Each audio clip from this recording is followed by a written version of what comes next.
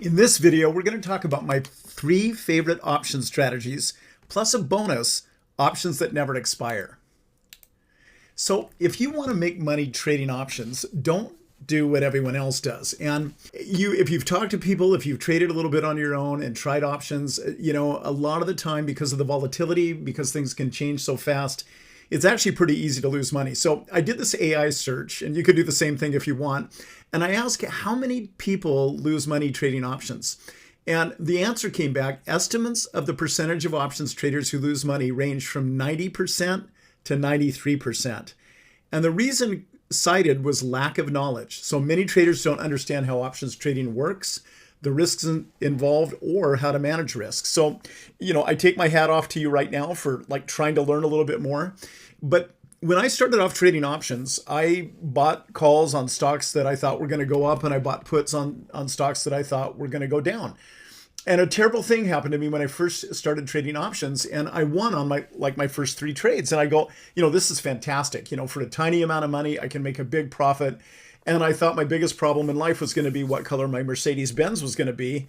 And then I just went on this losing streak to the point where I lost my entire account. And I think most options traders have lost their account. I mean, even if it's a small account, maybe 2 or 3 times before they start getting some things figured out. So, I think of options as this fantastic power tool.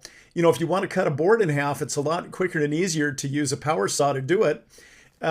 But you can also, cut a finger off. So, when you're using a handsaw and the equation there is, just buying a stock and waiting around, that's like using a handsaw. Well, nobody ever, that's slow, admittedly, but nobody ever cut their finger off using a handsaw, or hopefully they haven't. So, that's the analogy. These power tools are incredible. They can do wonders for us. They can do a lot. But you want to really do something, and this is so important if you take nothing else away from this video, you want to do something that stacks the deck in your favor mathematically so that the probabilities are on your side. And that is so darn important. When I first started trading options, I thought, well, my big edge was going to be how smart I am or how quick I am. And I learned very quickly that trading can be a humbling experience. And I had to go back to the drawing board and find out what really works. And so that's what I'm going to show you today. I'm going to show you some things that actually really work from a lot of real world trading. So our first strategy, and just the absolute bread and butter, has been for many years has been selling credit spreads. So there's a little commentary on this chart. This is actually from my credit spread trading service that comes out late every Tuesday night, so we can make trades Wednesday morning.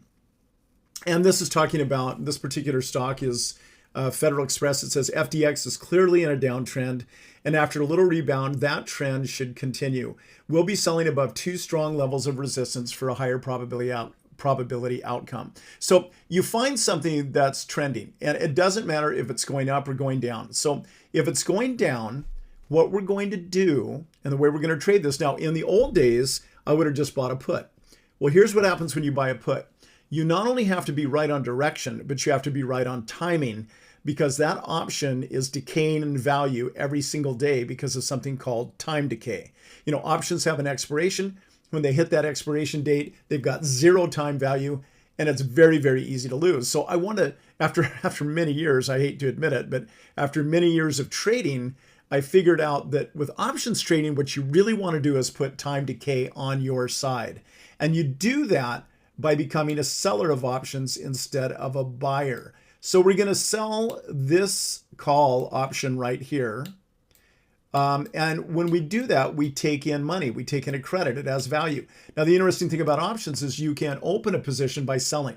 Most people think you have to buy something to open a position, but you can open it by selling. Now, we could just leave it right there. But if this stock turns around and goes to the moon, really shoots higher, we don't want that unlimited risk. So in order to hedge ourselves, in order to do something a little safer, we buy a call option just above it. Now, in this case, we're buying the 270 calls, or excuse me, we're selling. It's important to get this right. We're selling this close when we're selling the 270 calls. We're buying the actually right here, we're buying the 272.50 calls. So that's a $2.50 spread. And what we're really shooting for is about 40 to 50 cents on this spread. So let's just do our net credit is 50 cents. And to understand where that comes from, the option that we're selling is closer to the underlying, so it has more value than the option that we're buying. Our net on this is 50 cents on a 250 spread. So let's just real quickly figure out our rate of return. So our spread, and that's the spread is the difference between these two strikes, is $2.50. And so that is theoretically our max loss, but we take in this 50-cent premium. So the max that we can lose on this trade, if just everything went haywire, is $2. So if we have a possibility of making 50 cents on a $2 risk, that's a 25% return. And that's typically what we shoot for, around a 20 to a 25% return. There's been times when we put on this trade and then it shoots back up and we actually get more than 25%. So can you see what's going on here technically? So we have a big downtrend. We have all these lower highs. And then this really important horizontal support here got broken. And then it got rejected here again. So that proves it's that old support is turned into new resistance. And then it starts bouncing up higher. And then we collect our credit. The thing rolls over, which is very likely to do. And that's where we make our money. Now, I want to go over a really quick concept here on why this gives you such an advantage versus straight buying of options, buying of calls and puts, is to sell these spreads. By the way, this is called a bear call spread. It's bear because we think the stock is going to go down, and it's a call spread because we're buying and selling calls. There's also something called a bull put spread. That's on a stock that's going up, so that's the bull part, and you're selling and buying puts, and that's how you do it. So you could do it on stocks going up or going down. Frankly, you could even do it on stocks going sideways, but you might as well stack the deck in your favor as much as you can. So this is what I tell people real quickly about this strategy. There's only 5 things that a stock can do once you get into the trade. It can go up dramatically. It can just kind of go up. It can go sideways. It can drift lower, and then it can drop like a rock. Okay, those are the 5 scenarios. And on this one, once you put on this bear call spread, if the thing drops like a rock, you make money. If it goes down a little bit, if it drifts lower, you make money. If it goes sideways, you make money. If it even goes up and it kind of goes against you, but it doesn't go up very high and very fast, you still make money. The only way you can lose on this strategy if this thing just goes through the roof and goes through your spreads. Now, real quickly, if we put a stop right at this sold strike, it actually cuts your potential loss in half.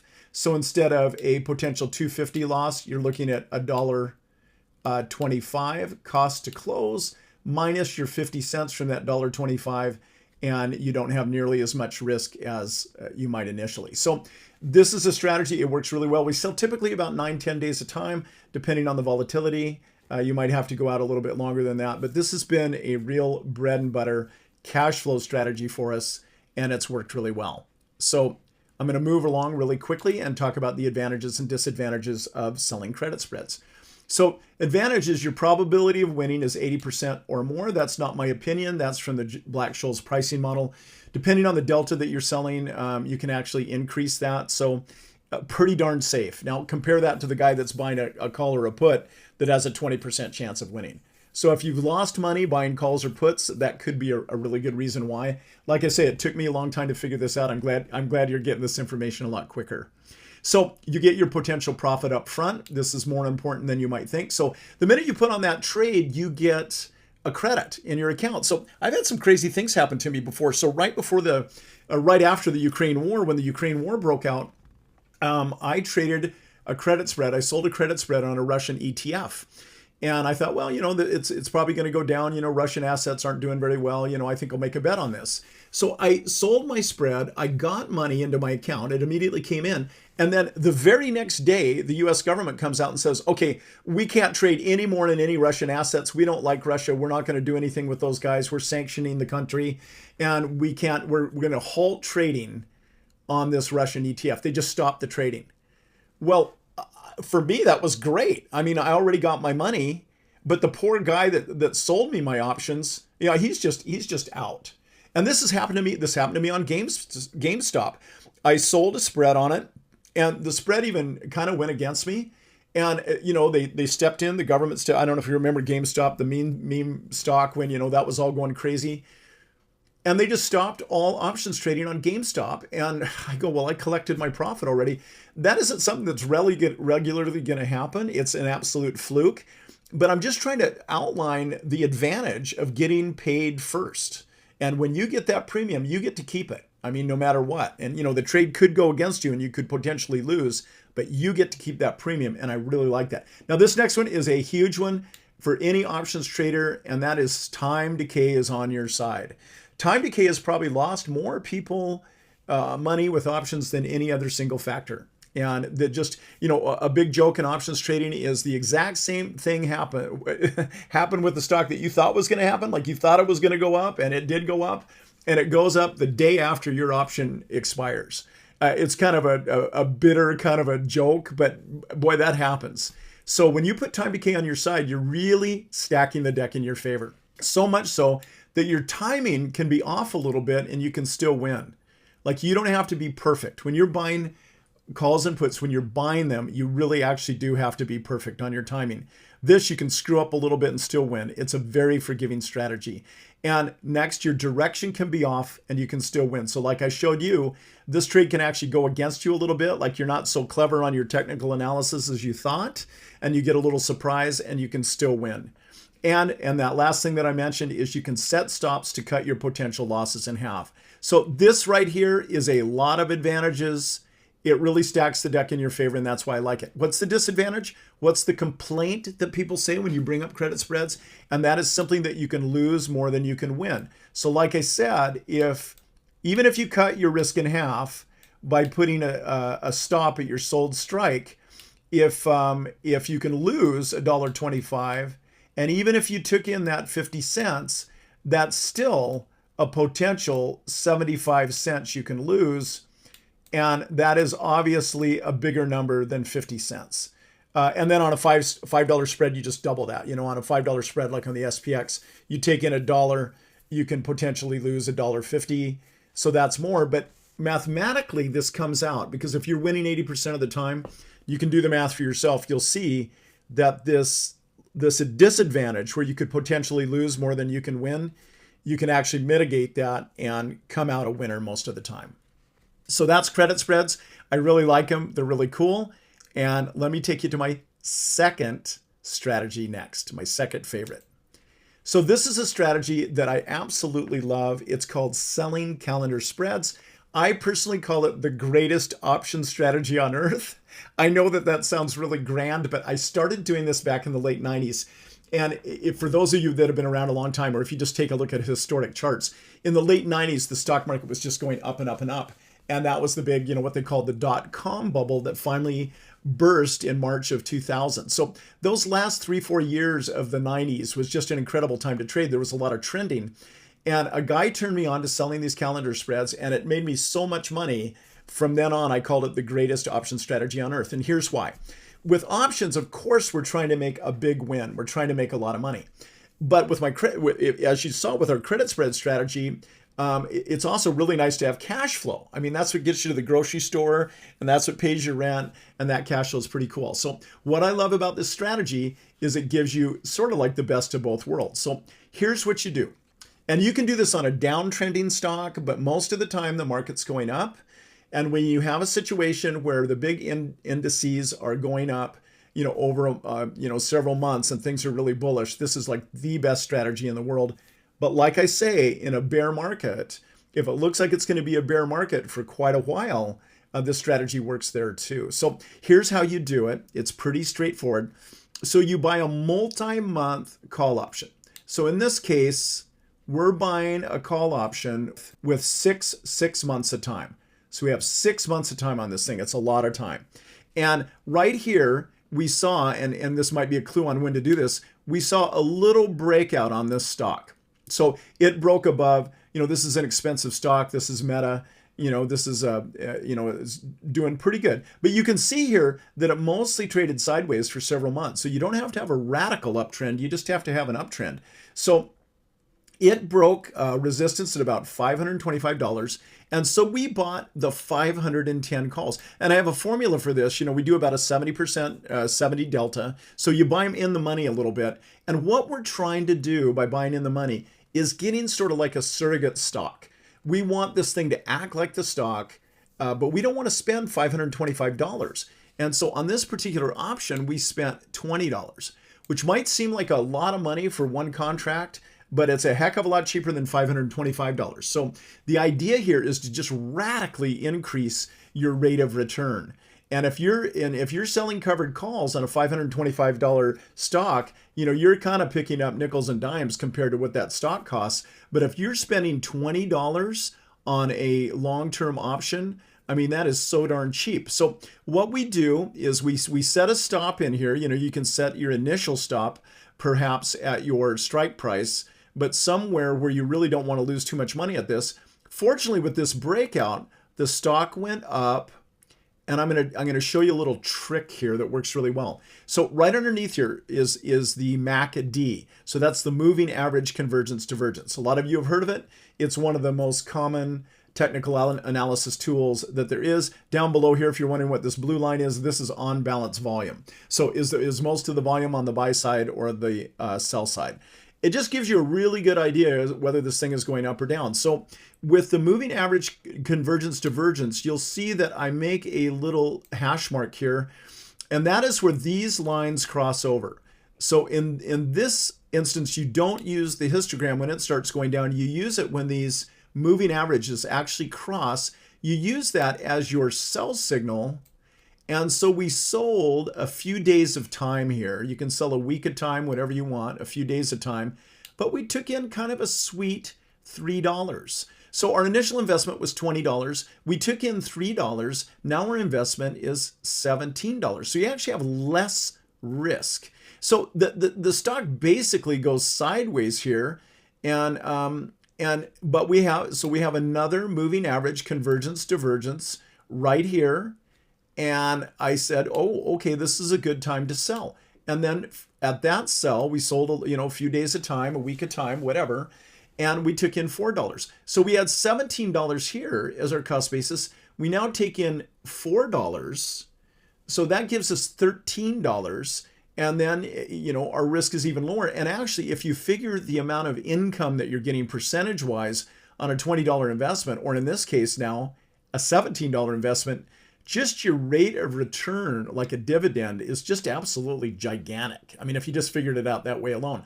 So sure enough, this MACD told us what was going to go on, and the stock kind of bottomed here.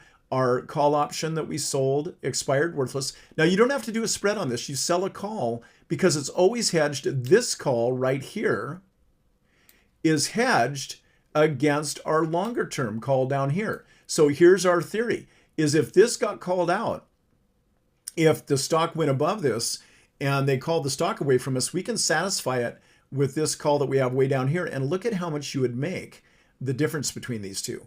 So, we got a lot of time left. This one expired worthless. And so the stock starts to go back up again, and nice little trend, except boom, what do we see here? We see a crossover, and that means it's time to sell again. And this time we took in $3. So our $17, this was 17, this is 13, $3. Our cost basis is now $10. And if we get called out now, there's an even bigger difference between here. Heck, we're like at, 45 or so in our strike price, and our option is all the way down here at 510. So if we get called out, they hand us a huge sack of money for our trouble. And then it goes down, this expires worthless, it pops back up again, and sure enough, we have another crossover right here. We sell our option, we get $2 this time. It drops down, this expires worthless, the stock really takes off. Didn't need to do that, but we didn't sell anything as long as it's just sky and higher. But as soon as that thing looks like it's going to turn around, as soon as it crosses over, sure enough, we go out of the money a little bit and we sell another call option. And then we kind of run out of time. Our 6 months is up. So the gig is up here. And we could also, instead of selling this call option, if it's this close to expiration, we could have just closed the position at a huge profit. But look what happened here. So our initial investment was $20. We took in $16 in credits, in income. So now we have a $4 cost basis. This is all this 510 strike cost us. And the difference between our strike at 510 and where the stock's going, like $673 right up here, is about $163. So that $163 is your pot of gold at the end of the rainbow. And that's if you just, got out of the thing. But, you can actually close this trade anytime you want. Like if it's up here and it's peaking and you see that it's rolling over, you can actually not sell anything. You can just not sell a new call option, but you can decide, okay, well, this looks like it's rolling over. I'm just going to sell my 510 calls for, my gosh, this thing is, $740 or something. You just make a fortune. Now, Meta, yes, an extreme example. I mean, the stock went up quite a bit. This last little run here was just huge, but this works on any uptrending stock. Obviously, a cheaper stock is going to provide cheaper long call options. It's also going to get you less money when you sell the call. So it's all relative. When I first introduced this strategy back in the late 90s, I used a monopoly board because when you're buying Boardwalk and Park Place, it's just like you're buying Meta. Your initial entry price is greater, but when you sell the calls against it, that's a lot bigger too. If you don't have enough money to buy Boardwalk or Park Place, you can buy a stock that's $30 or $40 and it looks like it's on a good solid uptrend. That way your entry price will be really low and you'll be able to afford that. The point is, with this strategy, you have the best of both worlds. You have the potential of making a huge amount of money at the end of the thing, and you have all this great income along the way that provides money coming into your account, plus it lowers your cost basis and lowers your risk. So let's just talk about risk one more time here. So it's really important that you put a stop in here when you initially buy this long option, because we can all be wrong. So maybe this is a false breakout and the stock just turned around and went right back down. So you want to stop in here to limit your losses. But there's another place to put stops. As this stock starts rising, you can say, oh, okay, so this seems to be support, and maybe I'll put a stop down here. And if you would have done that, maybe you would have gotten stopped out here, and that's still okay because you still would have made money on this trade. The point is as the stock goes up, you start raising your stops, and maybe you keep raising them, and so that when this thing goes down, you actually sell out of your position. But the point is, and this is really, really important, the most risk you'll ever have in this trade is right here at the very beginning of it, if this thing were to reverse and hit your stop. Because once it goes all the way up here and you sell a call, and if you were to raise your stop up here somewhere, even if you get stopped out with this reducing your cost basis and getting stopped out at a higher price, you're not going to lose money. So this is honest to goodness. I mean, if you want to do something that could potentially get you retired, I think this greatest option strategy on earth is like one of the best. The reason I don't do them as much in my subscriber service anymore is because if you get multiples of these going on, you have to follow them all the way through for the 6 months. So if you have 5, 6, 7 going on, it becomes overwhelming to track them. But for the service, I might have one going on periodically when I see a really nice trend. But in trending markets and in a trending stock, I mean, I almost can't even think of a better way to make money. This is just amazing. So that's why I call it the greatest option strategy on earth. So let's real quickly take advantage or take a look at the advantages and disadvantages. So your advantage number one is your delta is high enough that the option acts like the stock at a massively reduced price, which means far better return on investment than covered calls. So we're going to put a check mark on that. This is a really good use of your money. It makes your money go a long ways. So you create income that reduces your cost basis and your risk. Super important. You're reducing your risk as you're going, and you're getting some of your money back. So it's kind of like a dividend stock that way, except, I mean, the dividends you're getting are massive, and you get to decide when to take them. So when you get called out, you still have a profit. I love that. So you sold a little too close to the underline and it kept on going. Your MACD didn't exactly play out like you hoped, but you still make a profit. Not bad. You have the potential for a gigantic win, and that's that pot of gold we saw at the end of the rainbow with Meta. So the risk is low. Set a stop that rises with the stock, and we just took a look at that, and you can really mitigate your risk. So let's take a look at the disadvantages. If the stock reverses right after buying your long call, you could lose. But you know what? Here's what's cool. That's about the only time you can lose. If the stock goes up enough for you to be able to sell against it, and then you set a stop and a rising stop, and you've already taken in money, which reduced your cost basis, you just pretty much eliminated your risk. And hopefully you have another, 5 months or so to sell against this thing. So the disadvantage is minimal. The advantage is super high. And that's why I love this strategy. And if you get acquainted with it, I think you'll like it too. Okay, let's move on to strategy number 3. This has gotten popular lately, but there's a right way and a wrong way to do it. So this is selling 0 days to expiration spreads. So they call those 0 DTE spreads. So most people will buy like a strangle or a straddle, where they'll buy a call and a put on the same stock on the last day of expiration, and they try and make money that way. Once again, time decay is never a bigger factor than on the last day of expiration. I mean, you can actually watch the time value of an option decline hour to hour on the last day when it's getting ready to expire. So what we do is we take all those benefits of our credit spread strategy and we apply those to the last trading day of expiration. Now, what I like to trade on 0 DTE options is the SPX, and here's why. We have a expiration on Monday. We have an expiration on Wednesday. We have an expiration on Friday. And if you had a really great way to make money, would you rather be able to only do that on Fridays, or would you would like to be able to do that, 3 days a week? So here's some examples, and we have some formulas for this. We only sell like a 15 or a 20 delta, so we have like an 80 to 85% chance of winning. We do a condor, so we do both sides, and that allows us to sell further away from the underlying and still collect our minimum amount of money. So on a $5 spread on the SPX, we're looking for $1 in total. So we might take in 40 cents on one side, 60 cents on the other, or 50 cents and 50 cents, whatever it is. But we're looking for around $1.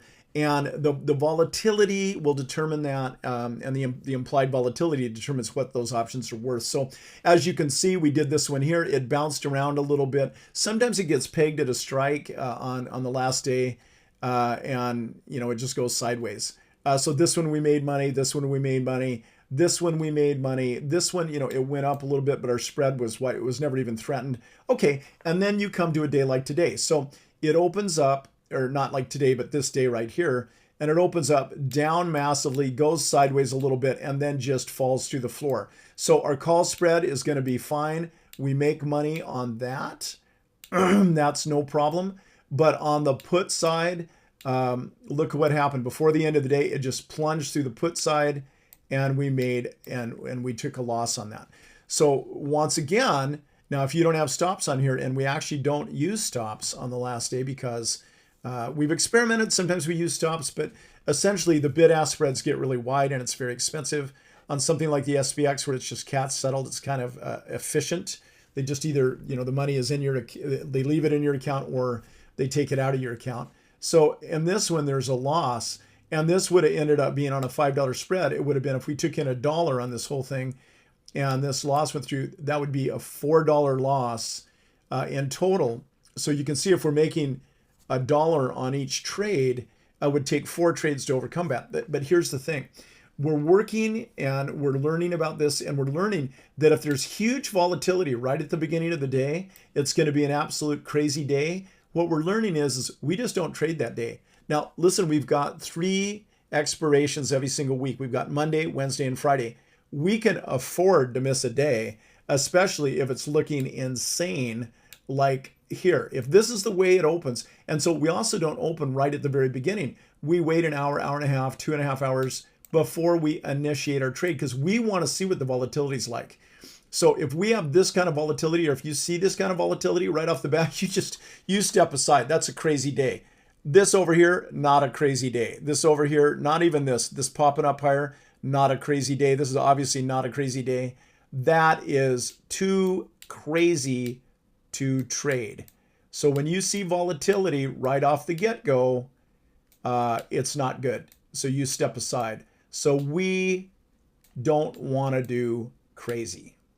Okay, so as you can see, the SPX adjusts downwards, comes up, and here's one where it popped up a little bit, kind of went sideways. So by the time we looked at this, it didn't look like a lot of volatility. This looked like a good time to trade. So we initiated the trade, and then the thing drops like a rock.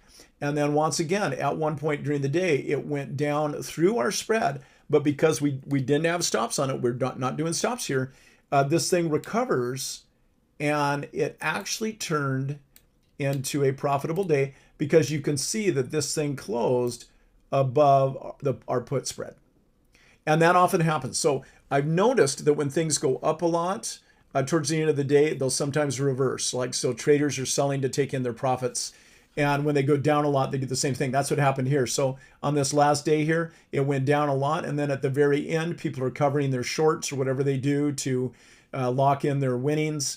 And the thing pops up, it reverses, and we actually made money on this. So this is something you have to be kind of precise on. I don't know if everybody's cup of tea because, it's a little bit of a nail biter. But we're looking to actually automate this style of trading because there's some advantages to it. So let's just take a look at those advantages and the disadvantages. So here's the advantages to selling 0 days to expiration spreads. Your time to decay advantage is massive. So your selling time, and that time is going away very quickly. We're not even doing the whole day. We're getting in like a couple hours into the trading day. We want to see that direction. We want to see if there's any big volatility before we get in there. Your probability of winning, just like our other trades, is over 80%. If you're selling a 15-20 delta, that's an 80 to 85% probability of winning. I like that. Your exposure to market news risk is less than 1 day. Something could come out in the middle of the day to change market direction. Like, for example, one of the things that we never do is use this strategy on a Wednesday where the FOMC is making an announcement. The Fed makes an announcement on interest rates. You don't want to be in the market that day because it can get volatile later in the day. So we just don't trade that day on any of those days, the Fed announcement days. So your returns are quick and potentially very profitable. 20 to 25% in a day is pretty awesome. Now, this is a big one. And with our regular credit spread strategy, this can be a risk. With this strategy, this is not a risk. There is no overnight gap risk. In other words, if a war breaks out on the other end of the world, or if something crazy happens overnight, you don't have your stock massively going one direction or another, potentially jumping past your stop. So that's a big risk when you're holding multiple days. That is not a risk if you're trading same day. Because it's the SPX, there is no assignment risk. That means nobody's going to force you to buy or sell this thing. It's all cash settled. The cash either comes out of your account or it gets put in your account. There is no cost to exit. We just let these go to expiration. A little controversial, but we're finding that works better. There are tax advantages to trading SPX options. So I'm not sure if you knew this, but check this out. SPX options are classified under IRS Section 1256 and qualify for the popular 60-40 tax rule, which allows 60% of gains to be taxed as long-term capital gains. And for most people, that's just 15%. And only 40% is short-term. And short-term capital gains are taxed at your regular tax rate. So for a lot of people that are trading, that's 22% or maybe even 28%. So this is kind of a nice tax advantage to trading SPX options. Very cool. What's our disadvantages? You can potentially lose more than you can win. So it's just like with our regular credit spread strategy. If we're bringing in $1 and we can potentially lose $4, obviously you can lose more on any one trade than you can potentially win, but the advantages outweigh that. And that's why we like 0 days to expiration trades. Okay, those are my 3 favorite options trading strategies. The reason they're my favorite, you can go over the advantages and see for yourself, but the reason they're my favorite is because they stack the deck in your favor. They put the odds on your side, and all things being equal, if you trade this way, you're going to win. All things being equal, if you're buying straight puts and calls, you are probably going to lose. Okay, so that's why I like them. Okay, now we're going to get into our bonus strategy, options that never expire. Now, this is something completely different. So the option strategies are fantastic. They're really fun. They're fairly quick, and I've never seen anything better for creating cash flow and money coming in. And with the greatest option strategy on earth, you can even get a pretty big windfall at the end of it. But I've never seen a trading strategy that could literally make you millions of dollars. And what we're going to take a look at here actually can. So the reason I call these options that never expire, what we're doing is we're buying these tiny little micro cap stocks. I mean, some of these things are smaller than micro cap. They're like nano cap. So I'm typically getting into recommending and buying shares in these companies that have less than a $50 million market cap. So some of them, I know this sounds crazy if you know about market caps, some of them are 10 and $12 million market caps, just like absolutely nothing. So the downside on these things can be enormous. It's just been kind of amazing what's happened. So this stock that you're looking at right now is called Quantum Computing, and their ticker symbol is QUBT. This is one that we recommended, oh gosh, back in, I think it was like 2018 is when I first got involved in the company. I actually got involved as a founder. There was some people starting the company. They knew about me. I'd worked with them before. Said, do you want to come in as a founder? There was 4 of us that originally put in money in the company. I put in money at 10 cents. I put in money before I recommend it to my people because I want to get to know management. I want to see what they really do. I want to see how they treat the shareholders, what their communication is, if they can keep the share count down, all of those things. So oftentimes I'm invested in something for a year or 2 years before I ever recommend it to our microcap or subscriber base or our accredited investor group. So this is one that we recommended. By the time I finally recommended it, shares were going for $1. As you can see, if you look down here at the bottom of the chart, so you look here at the price scale over here on the right. This is $2 here. This is $1. So what we're looking at is this price range in here is about $1 per share. So we got in as accredited investors, a direct private placement into the company. You're going to see why that's kind of an advantage in a moment. But eventually it got to the point where you could buy the shares of this company for $1, or in some cases even less. Now, here's the interesting thing, and this is why it's good that there's no expiration, is a lot of the time, we talk to management, this and that, they have all these big plans, they have all this stuff in the hopper, and they go, oh yeah, 2 years max, hold time, that's what it's going to be. And it turns out to be 4 years or 5 years, or in some cases 6 years. And, people go, well, I don't want to hold that long, that's a long time or whatever. When these things hit, I mean, this is a good example right here. It is like it is raining money. So I'm thinking, what are you doing for the next 4 or 5 years anyway? And if you've got the possibility to make some just absolutely mind-boggling gains. So this is the second time this thing took off. The first time was like back in 2020 or so, like in December. I mean, you can take a look at our chart, but it went up to like 28, 25, 28 bucks a share, somewhere in there. And then it just took off again more recently. So you can see the stock was just around $1 a share. It kind of popped up higher, got my attention. I still had a bunch of shares left over in my account. I sold a bunch of them when the first time it popped up into the 20s, but I ended up with 15,000 shares left. It popped up right here, got my attention, came back down, and then it popped up again. And I said, I've got to get these shares transferred. They're private placement shares, so they're at the transfer agent. I'll teach you all about that. If you don't know about that, it's all really cool how it works. And then you get a hold of it, and there's this process, and you transfer them into your brokerage account. You get a selling window. Well, it took me a few days to do that. Finally got that window okayed, and this thing just took off. So what happened is, the government said something about, the Chinese are more advanced than us in quantum computing. We need to compete. We really need to get this thing on the ball, and there's about 4 really pure play quantum computing stocks out there. Regretti's one, IonQ's one, and quantum computing. And so all of these stocks just shot through the roof. So we have day one right here, and you see this big shoot, this huge amount of volume. The stock goes straight up. And then you see a gap from one day to the next, and you have the second day. And I've done this long enough. What I've noticed is it's a 3-day pattern, very typically before the stock is exhausted. So 1 day, 2 day, I'm waiting to pull the trigger. We get into this third day here, and I go, it is time. And this thing got all the way up here to about $27 a share, started backing off. You know, you'll never get top dollar, but I sold I sold 10,000 shares right here around the $23 level.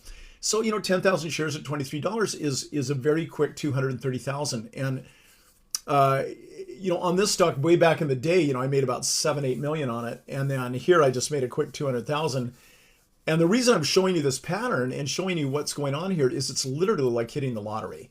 So it's just the amount of money you can make. And then when you see these huge spikes higher, you really do want to sell. And one of the mistakes people make is they go, oh gosh, you know, it's already up in the 20s. It's going to go to the 30s, the 40s. No, you get this 3-day run where it really goes parabolic. It goes straight up and you start unloading. You know, Charlie Munger was Warren Buffett's partner for many, many years. He's actually about, I think, 3 years senior to Warren Buffett. He was a great mentor to Warren Buffett. They ended up being partners. These guys are from the Midwest. They're kind of pithy. You know, they're kind of old school. And they had all these different sayings that they would say that I just absolutely loved. And one of them, Charlie Munger said, is when the ducks are quacking, feed them. When the ducks are quacking, feed them. So right in here, this 1, 2, 3 days, the ducks are quacking. People cannot get enough of these shares. They say, give me shares, give me shares, give me shares. When they're doing that, you be the one that's selling. You unload, you feed the ducks, you get rid of your shares. And here's what happens. Most of the time, they come down just about as fast as they went up. So you're going to be glad you sold some shares in the, and I have a whole series that I've done, a whole 10 chapter series on when to buy, when to sell, what to look for, you know, all of those good things. I want to give you an example of what can happen, and it does happen. The only thing is you might have to wait a while. So you don't do this with your grocery money. You know, you do it with money that you can set aside for a while. A lot of the time it takes longer than we think it's going to. That's kind of typical for these deals. But I mean, when it does happen, when they take off, it's just amazing. So let's just take a look at the advantages and disadvantages. So when I say the returns can be mind-boggling, we're talking about 10 times to 100 times on your money. And just to give you another example, the first one of these that we really did was American Battery Technologies that really took off. We got in the teens, you know, like 12, 15 cents. And then the stock dropped down to 3 cents. I was really in close touch with the CEO. I said, why did it drop down? The reasons that he gave me were very temporary. I told my people, I said, back up the truck, buy as many shares as you can. That's what we did. And this stock eventually got up to $4.50. That's I think it's 3 cents to 450 is like 150 times on your money. So that's not what we're going to expect. I mean, if you got 10 times on your money, you'd be happy, but sometimes it's just like way better than that. It's just amazing what can happen. So the returns can be enormous. You can never lose because of expiration. There's no time decay. I love that. A lot of the time, the thing that you think is going to happen, it might happen, but it doesn't happen on your time schedule. And I've just seen that happen with so many things in life. You know, the new house that you're building is supposed to be completed by June and you're making plans to move in and you don't actually move in until September. You know, I mean, it's just it's life. You know, stuff comes up and things change. So you can create a legal information advantage. By legal, what I mean by that is this is not inside information. This is not anything you're going to get prosecuted for. But you can create a legal information advantage by simply reading the company's SEC filings and quarterly reports. So you might be thinking, well, can't anybody do that? Yeah, they can, but they don't. So a lot of these companies are down on the OTC, that's the over-the-counter market. Nobody's interested in them. You know, they don't have any analyst coverage. There isn't any big institutions that are trying to tout the stock. And, you know, people barely read the press releases, which are, you know, on Yahoo Finance or wherever, and you know, they're all in great language that's easy to read and they're really fun. People aren't even reading those. So I guarantee you they're not going to get into the SEC filings where it's 47 pages of legalese to try and find out what's going on. So but just by reading these filings, you can learn a lot about the company and see what they're doing. So that's kind of an advantage there. And then you can create a legal information advantage by simply getting acquainted with management. Now, management, if they're smart, and most of these guys are, they're not ever going to tell you anything they could get in trouble for. So they're not going to give you inside information, but they can say, oh, we're doing really good this quarter, or, you know, what they can legally do is they can talk about their competition. You know, the competition's doing this and that, and you can just learn a lot, and you can learn about the character of the people that are managing the company. So I do that. I do not ever invest in a company where I don't know management. I haven't gotten to know them. Sometimes I fly across the country. I visit them at their headquarters. I'll go to their shareholders meetings. I really get to know a company personally before I start recommending things. And one winner, and I think we've seen this, one winner can make up for 10 losers. So the natural reaction when people, when they hear about this in this style of trading, they go, well, Peter, can't you lose your money? And I'm going, yeah, you're darn right you can. I mean, a lot of these companies don't make it. And, they have this great whiz-bang product and, the management's done this and that, and they all have MBAs and they're all fantastic and everything. And it just looks like, you're really counting your chickens and all of that good stuff. And then for whatever reason, or a series of reasons, they just don't make it. So this is not for the faint of heart, but this is the one strategy out of everything that we do where you can literally make millions of dollars. And a lot of our subscribers have. I've had it. We have these live events, these summit events. I have them in some nice place. And usually after we made some huge win, we can kind of celebrate and decide what we're going to invest in next. And I've had people like scream in my face from a foot away, you made me a millionaire. And I'm going, man, that's good. That's what we're trying to do. So this is something you might not know about. I didn't know about. I couldn't even believe it when I first heard it. This is IRS section 1202. And what it says is direct investing into a company with less than a $50 million market cap and held for 5 years or more can potentially result in up to a $10 million in tax-free profits. And you say, Peter, that sounds crazy. Why would the government let you do that? Well, this is a rule that's been in place for over 20 years now. And it's to get us investors to invest in these small companies that don't really have any other way to raise capital. So it's just a great kind of financial incentive to invest in. And, the small businesses, the innovative businesses, this is where all of these incredible technological innovations come from. And, we talk about the NVIDIA, Apple, Microsoft, those started as tiny little companies, an idea, a spark somewhere, sometimes in a garage somewhere. And, can you imagine, being friends with Bill Gates back in high school and, after high school investing $10,000 into his new startup because you think Bill's a pretty smart guy. He always did really good on all the tests. Can you imagine what would happen? Well, if you do that and the company is really small, 50 million or less in market cap when you put your money in, the IRS rule, look this up, Google it on the internet for yourself, IRS section 1202, it allows you to invest in these little companies for a potentially tax-free profit. That one that I just showed you, quantum computing, I just brought in $230,000 with the click of a mouse. Okay, I've held that one for over 5 years. So my accountant, I'm going to have to educate her a little bit this season and tell her, hey, listen, I know that's a pretty good gain there, but I don't have to pay any taxes on it. Company was tiny when I put the money in. I've held it for 5 years or more and boom, no taxes. Pretty darn cool. Okay, let's take a look at the disadvantages. This is important. You can lose all your money. And with tiny companies, it happens all the time. I don't want to gloss over this. I don't want to be one of these guys that says, oh yeah, well that's, those losers are for the other guy. All of our ones, all of the ones we do win or whatever. That's not the way this works. I mean, you don't get in a position to potentially make 100 to 150 times on your money without taking some risk. And so, like I say, that we all have a different risk tolerance. This is not for the faint of heart. This is not for people that can't lose some money on something and like beat themselves up for the rest of your life. That's not what this is about. And if I recommend 10 different positions, you want to do $10,000 and take a flyer on this, you put 1,000 into each one of the 10. Because if you go, well, that's stupid, I'm just going to put 5,000 each into my top 2 picks and spend my $10,000 that way. Here's a crazy thing, and I know it's weird, but sometimes the company that you have the most faith in making it is the one that goes bankrupt. And the little company that nobody was paying any attention to that thought was the worst pick out of the 10, that's the one that makes it.